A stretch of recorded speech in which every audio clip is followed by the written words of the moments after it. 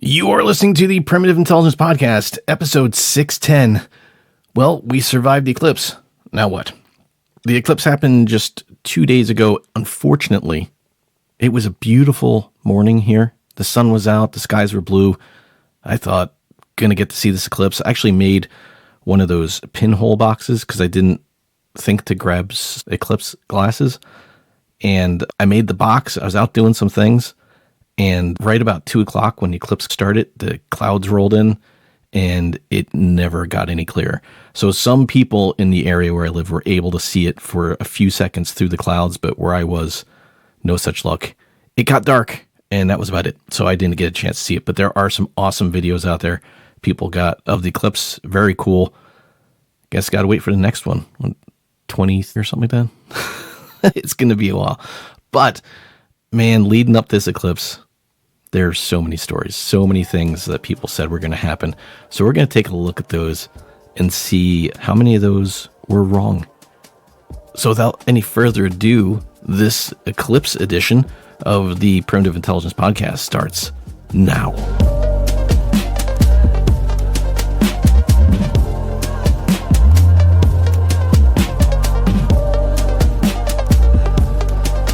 So again, this week, no video. It's just easier for me to edit it audio only. And again, I'm doing this on short notice because I wasn't sure that we were going to survive the eclipse, so I didn't bother recording an episode. You know, it was supposed to all end, according to some people. So we're going to look at some of these predictions and conspiracies that circled around the total eclipse, and we're going to go over those. Now, I'm going to hopefully make it through this episode without some kind of crazy thing happening. I also do the Hike Files podcast. And while I was recording the Hike Files podcast last week, we got hit by that earthquake. We felt it here in Pennsylvania. It was centered in New Jersey, so about 70 miles from here. But I was in the middle of recording, and I'll play the audio of everything shaking. I'll play that right here.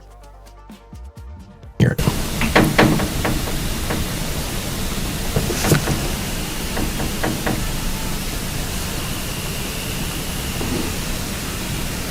Is that wind? So yeah, that's just the sound of, I've got like a magnetic chalkboard on my one wall that's got stickers and magnets I get from different places I go on it. And that was that rattling next to me. And I'm recording and I'm talking in the microphone. I'm just rocking back and forth in my chair like I tend to do. And every once in a while you hear the chair creak. And I heard that and I thought maybe it was me. And so I started shaking around in my chair to see if I could cause that to happen. And I thought, okay, maybe a truck went by and the wind hit at just the right, because it's an older house and sometimes things shake, but I'd never heard that before. And I got done recording and immediately start getting messages from friends saying, hey, did we just have an earthquake? I was like, yeah, I think maybe we did. So that was cool. I'm not saying earthquakes are cool. We don't get them very often here. And it was a minor tremor here. I don't want to make light of earthquakes. They cause a lot of damage and there's still a lot of things, a lot of people missing. And there's so much damage, like right now in Taiwan from that earthquake. So I don't want to make light of them. But if you have to experience one, experiencing it like that, where it's just something rattles in your house, that's the way to do it. Let's get away from earthquakes here and talk about eclipses. So ancient times, ancient beliefs about eclipses. Because we have science and hundreds of thousands of years of experience with eclipses, not individually, but as a people. So what did the ancient people think about eclipses? I'm going to do a little rundown of some of the beliefs. In ancient Egypt, the king would be considered a representative of the sun. So it was bad for the king when there was eclipse, because nothing should be greater than the sun or the king. The king would go around to the residents of the city just to reassure people it's going to be okay.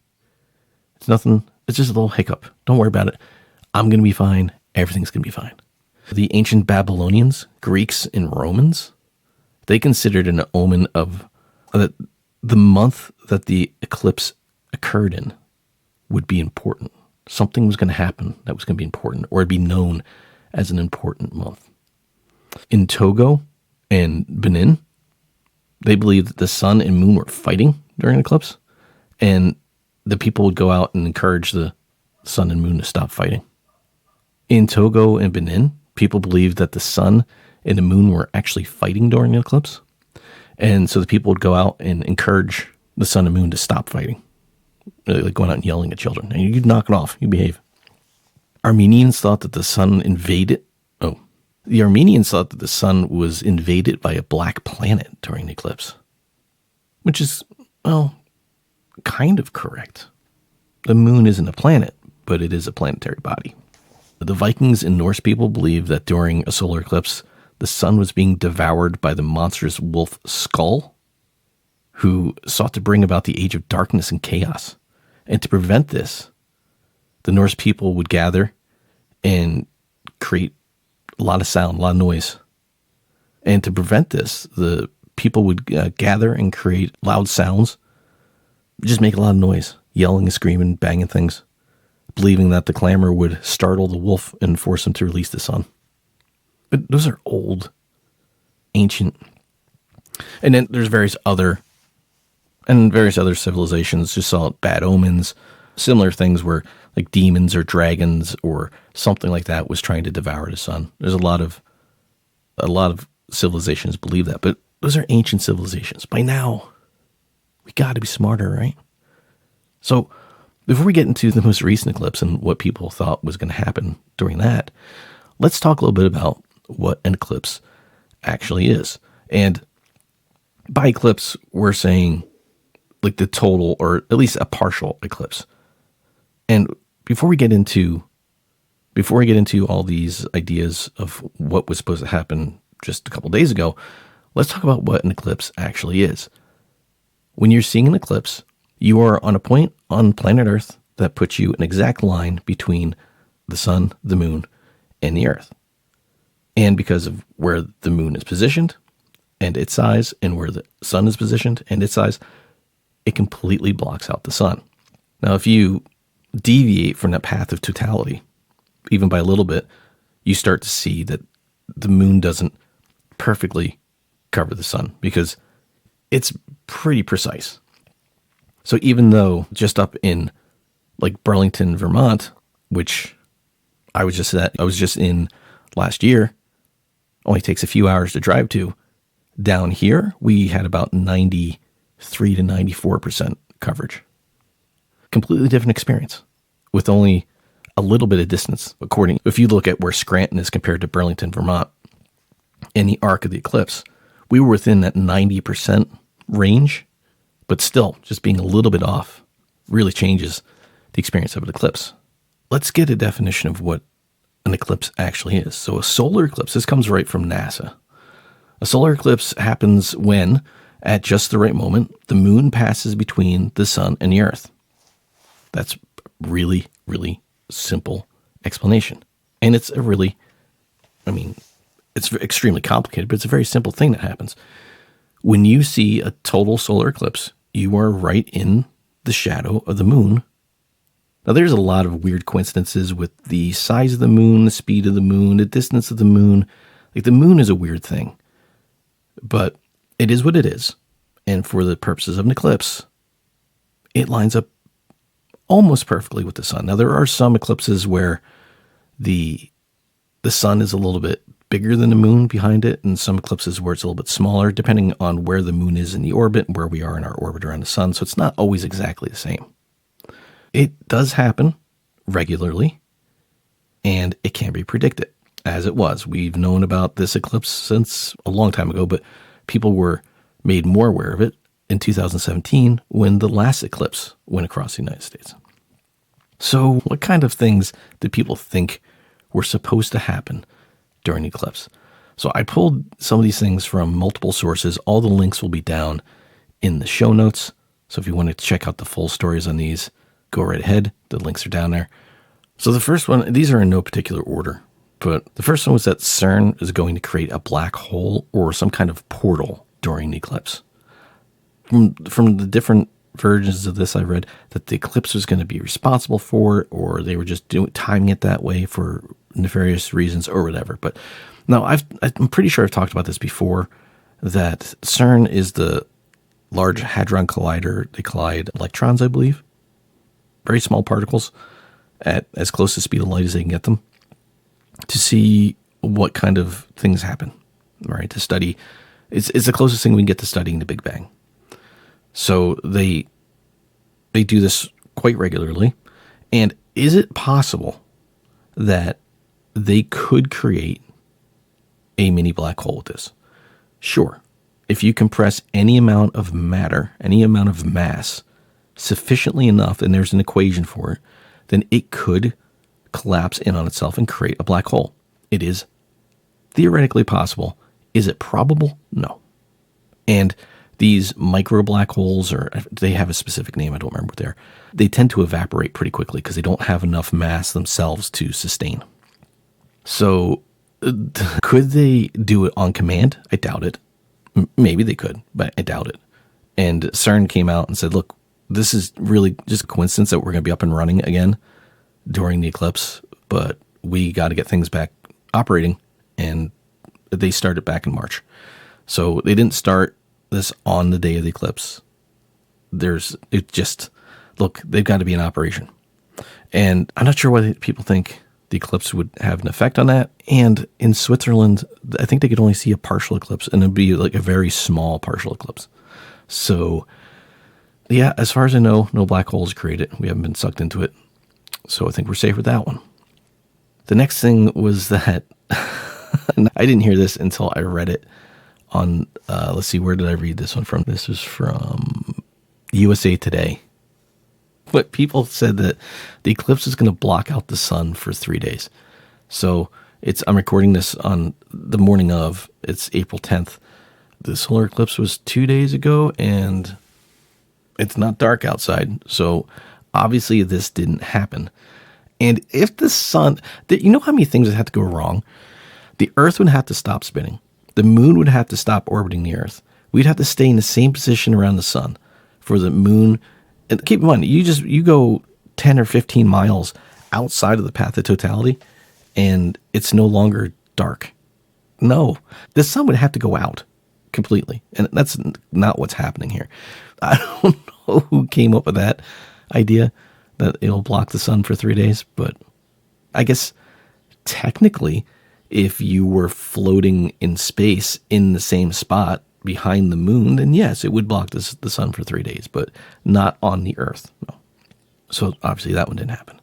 The next one, there's a little bit of truth to this one, a little bit, that NASA is launching rockets at the moon during the eclipse, or that the rocket launches are part of a sex magic ritual because NASA's a cult, according to a lot of people. Okay, so no, it was not a sex magic ritual. And they didn't launch rockets at the moon, but they did launch rockets into the shadow of the eclipse. And what they launched were sounding rockets. This is not the first time they've done this. If you live on the East Coast, in a lot of places, you'll see news alerts come up that NASA's launching sounding rockets.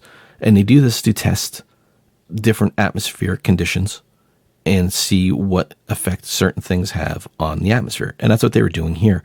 They were launching 3 sounding rockets into the shadow of the eclipse, into our upper atmosphere, to see what, if any, effect eclipse has on the atmosphere.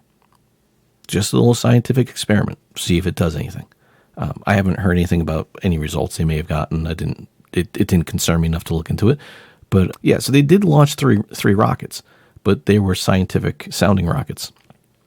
NASA is not a military branch. They're not going to, why would you? That's not the first story about NASA launching rockets at the moon. Like we're attacking the moon. Why would we use NASA for that? That makes zero sense. So yeah, we didn't launch them at the moon, and it wasn't a sex ritual. It was sounding rockets into the atmosphere, into the shadow for scientific research. So a little bit of truth to that one, but yeah, we didn't attack the moon.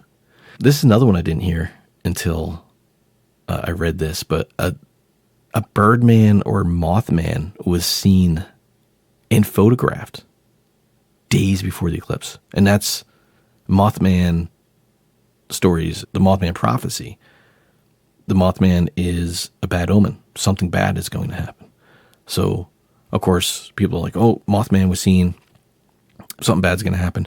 Here's the photo. Here's the proof. Unfortunately, the photo that's been going around the internet showing the Birdman / Mothman has been circulating on the internet since 2016, 2017. It didn't just happen. And there's no proof that's not a faked photo.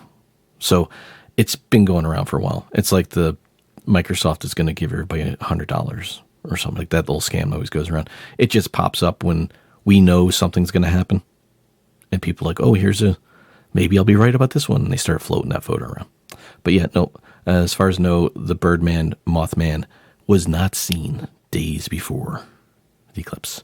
The next one is, again, one that's has a little bit of truth to it, but not for the reasons you think. And I've thought this myself about like what causes this, but the eclipse creates a dangerous light or waveform that is damaging to the human eye and will cause you to go blind. And we do hear this. Don't stare at an eclipse. Don't look, obviously don't stare at the sun. So here's what's actually going on. So there's nothing that is specifically created or caused by an eclipse that will cause you to go blind. And if you were in the path to totality, I'm not going to try to make a medical claim here, but I'm pretty sure that is the only time that when the moon is actually blocking the sun, then you can look at it. But you don't want to do that for long because it doesn't stay covered for long. It's the actual sunlight that's dangerous. You don't stare at the sun for a reason. Your body has a natural reaction to trying to stare at the sun. Your eyes water, you squint your eyes, you don't even want to look at it because it hurts. You can burn your retinas. And as it turns out, even as little as 5% of the power of the sun, so like where I was, if I could have seen the eclipse, if it was clear, I wouldn't want to stare at the sun because even that 5% of sunlight that was making it around the moon could burn my retinas. The way the human body reacts to sunlight disappearing, it actually changes what cells in your eyes become more active, your rods or your cones. And your eyes start to dilate and allow more light in, but that's still 5% of the sun is enough to just cook your eyes. And there's plenty of stories out there where people stared at the sun or stared at an eclipse and now they have permanent blind spots in their eyes. It'll burn them right out. Has nothing to do with the eclipse itself, but it's just the sun is bright. It's really bright. You shouldn't stare at it. So yeah, a little bit of truth to that one. So far, these theories and conspiracies have not turned out well, except for the two that have a little bit of truth behind them. And then I saw this. Now, if you're not familiar, Marjorie Taylor Greene, she's a congresswoman. I don't follow a lot of politics. So I've heard the name, and as soon as I see things where people are like, this person's crazy, I just kind of stop looking at it. Unless it's a real train wreck, then I'm like, ooh, how crazy is this? But yeah, I saw this, and she posted a tweet, and it said the following: God is sending America strong signs to tell us to repent. Earthquakes and eclipses and many more things to come. I pray that our country listens. All right. As a congresswoman, you shouldn't be posting things like this. Now, below this tweet, there's a couple things that people have pointed out, such as earthquakes happen all the time and all around the world. And then also eclipses are not random. They follow a strict mathematical formula and can be predicted centuries before they happen. And NASA has a site listing eclipses until the year 3000. Yeah, listen, I know we had the earthquake hit in New Jersey. And the reason why that really made news is because it doesn't happen often on the East Coast. The fault lines are, and there are fault lines on the East Coast. They're just old and mostly inactive. But they do occasionally slip or move or settle, and they cause earthquakes. It happens. That earthquake actually made me download an app that I used to have when I lived in Florida that I had up down there, because if there's any kind of tremors in Florida, it can actually collapse the aquifers and things just sink into the ground. So you want to know if there's been earthquakes around. But yeah, it's called Earthquake Alert. So I downloaded it again and put it on my phone. And yeah, that day there was 1, 2, 3 earthquakes on the East Coast. None of them really big, and some of them people probably didn't even notice. It just happened that this was the biggest earthquake in New Jersey in, I forget, like 20 years or something like that. And it rattled a lot of things. And things like this today get a lot more coverage just because everybody's posting it on social media. Because it's so surprising when it happens. And if you want to be technical about eclipses happening, there's an eclipse happening all the time, somewhere. Actually, many of them happening. Think of every planet and moon and planetoid and space rock and comet and asteroid, everything that's floating around in space at some distance in a certain direction of every one of those objects is a spot that could be considered an eclipse. They all cast shadows, and that's all an eclipse is. There's nothing mythical about it. There's nothing mysterious about it. It's not a sign from God. It's a thing that happens. It's a shadow. Relax. I can't believe that, I guess I can. Politics is so screwed up right now. But I can't believe a U.S. congressional representative would be allowed to post something like this. This is just ridiculous. Okay, and I'm going to move on from that because I don't really like talking politics, and I don't want to get into all that. But yeah, that's just a ridiculous thing for somebody to post as a representative of a country.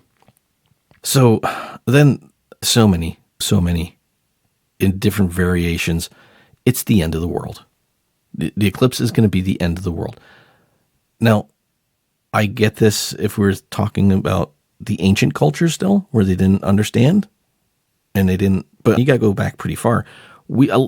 A lot of credit is not given to our ancestors, our ancient ancestors, for what they knew.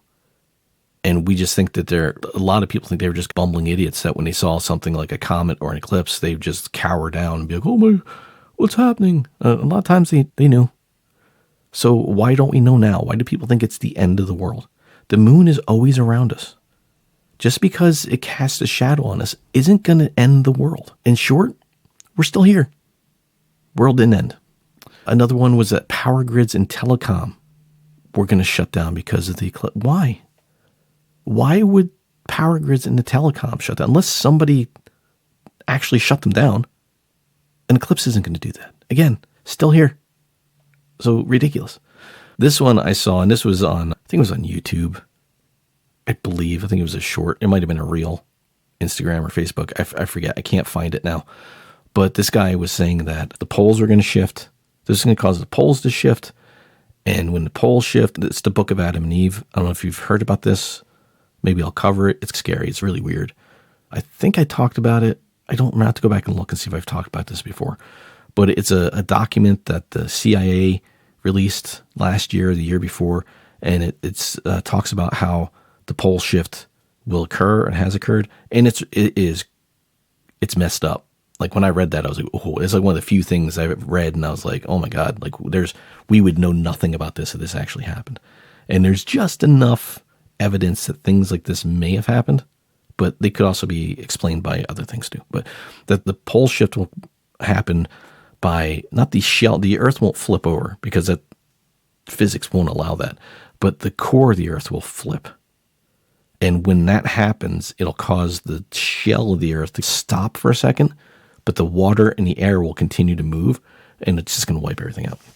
It's really, really, really weird. And then after a few hours, it'll recongeal and it'll start to spin again. I don't know what the physics behind that are, if that's actually possible. I don't know. I didn't look that much into it. I read the story and I was like, that's creepy. But this guy said that's what was going to happen because of the eclipse. Again, the moon is always there. Its shadow is not going to cause this to happen. If it did happen, it would have been a coincidence. It wouldn't have been the cause of it. And then we've got things like, of course, flat Earth. They probably think it was a hologram. Who knows? There's so much of this.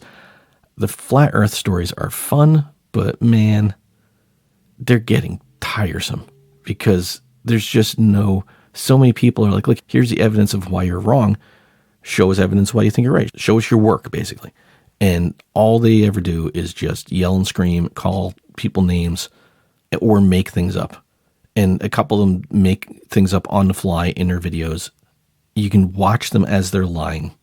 Just do the math they're actually showing you. as they're doing it, and you'll see their numbers don't add up. It's crazy.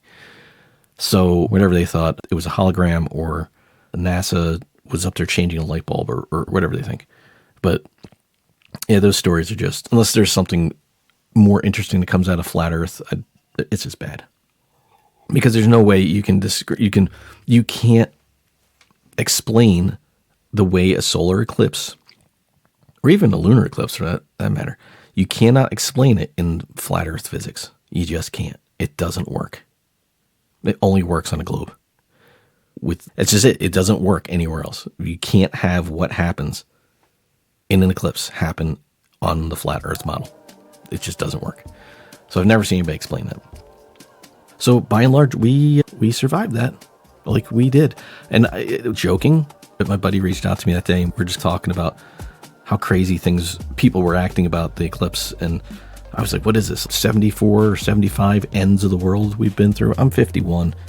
It's every 6 months, it's the end of the world. It's the end of the world. It's the end of the world. An eclipse isn't going to do it. So when's our next lunar eclipse? I'm sure there's going to be a bunch of things for that, because it's going to be a while before there's another eclipse on U.S. soil.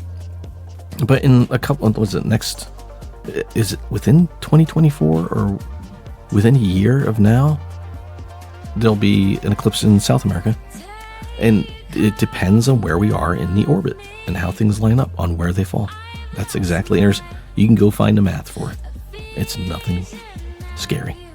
It's not mythical. They're fun stories, but man, they get tiring. Just going through 2012 was rough, and leading up to it, because of all the end of the world theories that happened at that time. So now when I hear them for things like eclipses, I'm like, come on, man. Have you not figured this out yet? So that's going to do it for me for this week. Hope you guys enjoyed it. If you've got a story you'd like to hear me cover, or if you want to hear me talk about that book of Adam and Eve, or the story of Adam and Eve, about the way the poles shift, let me know. You can reach me at podcast@primitiveintelligence.com. You can leave a comment in a video if you're watching it on YouTube or listening on YouTube. And on Spotify, you can leave voice messages on that. So multiple ways to hit up the show. Hope you guys enjoyed it. I do still have 2 stories I'm looking into. I haven't had the time to continue with them, continue reading and researching. I am working on those, but there's always little things I can make episodes out of, like eclipses and things like that. So that's what I've been doing. So that's going to do it for me. Enjoy the rest of your week. See ya.